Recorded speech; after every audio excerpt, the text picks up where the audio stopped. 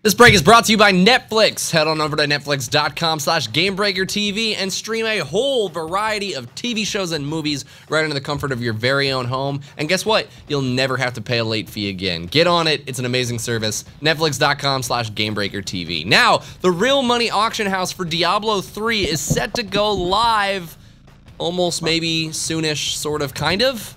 All right, so when the actual real money auction house does go live, however, we do now know that there's going to be some extra layers of security, and here with me to talk about these layers is GameBreaker Redder Jason Winner. Jason?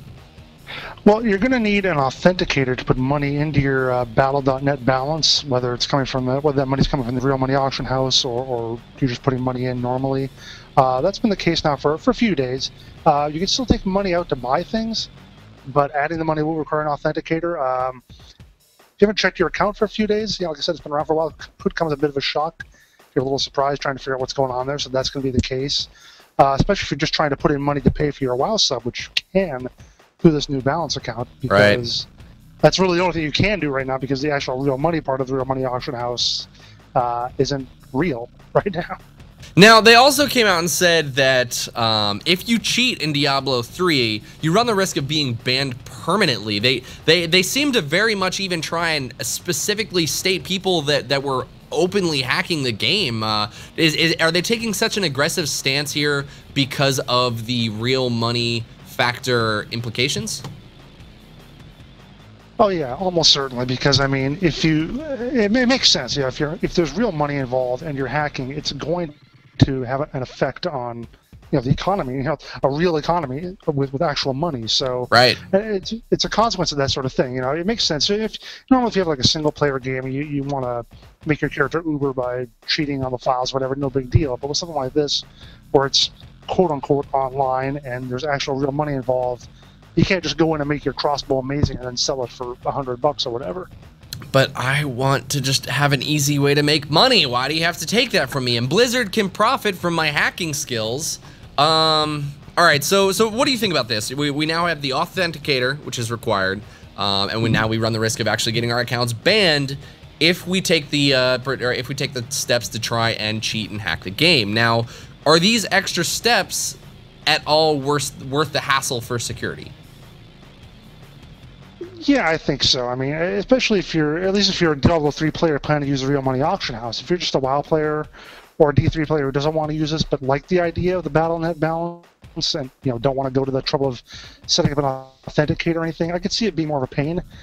But then you just have to go back to paying your WoW account the old-fashioned way, I guess. Now, what about the fact that the real money auction house got pushed from launch, and it was supposed to be coming out today. As of this recording, it's not up already, so it might even seem like they're pushing it again. Do you think that people are going, I mean, they have to be facing some sort of fallout. People have to be kind of getting over the hype that is Diablo 3 and maybe going back to their games. Maybe they're getting sick of the grind. Do you think that this delay is going to potentially harm the economy that could have been the real money auction house?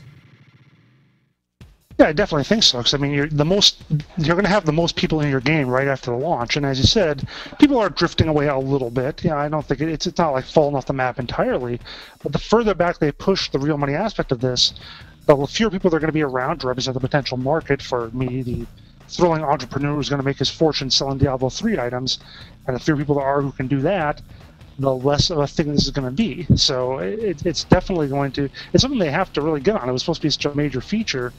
It's still not around, like about a month after release, and there's really no indication of when exactly it will come out. Now, what do you think? The one other thing that I've kind of found interesting about the real money auction house is that legendaries are not as rare as you might think.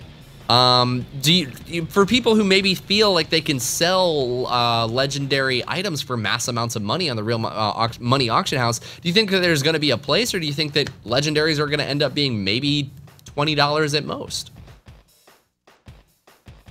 Well, to be honest, if you were planning to make your fortune, pay your way through college or whatever in Diablo 3, that probably wasn't a good financial plan to begin with. The time investment might be worth more than the return.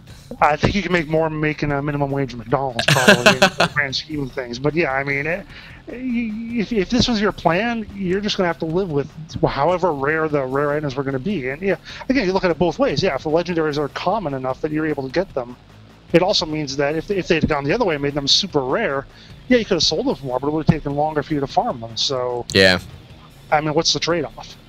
All right, guys. Well, the Real Money Auction House has the Authenticator now, as well as hacking is a little bit more restricted, and they're taking a much stronger approach. So we will keep you updated right here on Gamebreaker TV for all of the new information that's coming out about Diablo. So keep it tuned. Thank you guys for watching. See you next time.